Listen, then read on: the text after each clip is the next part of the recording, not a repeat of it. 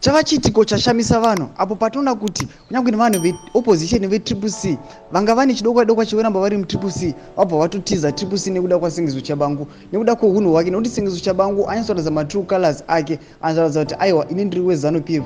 Izvi zvaita kuti vanhu vazhinji vavhunduke vashamiswe nemuvhu raitwa naSingizwe Tshabangu nemashoko aataura achiti aiwa ava munhu weZanu PF anoda kuasosieta navo. Tisati tamboendera munhau dzabuda muzuva ranhasi nokuti chibva wasubscribe wolaika wotina on the bell icon, nokuti tichidzokera kumashure tinoona paweekend Singizwe Tshabangu anoatinda musangano weZanu PF.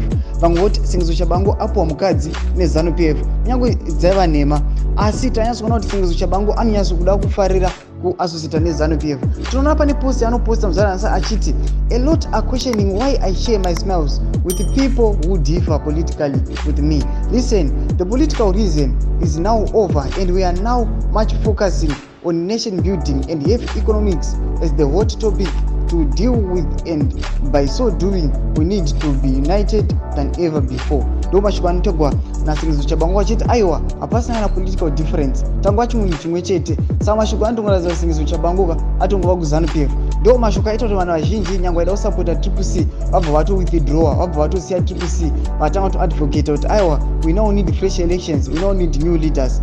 Muri yeZimbabwe chimbotiudza kuti unoti kudii pamusoro pemashoko aSingizwe Tshabangu. Dei wanga urimo muCCC waita sei? Tiudze mafungiro ako izvezvi ina mucomment section mako, wobva wasubscribe wolike wotina on the bell icon.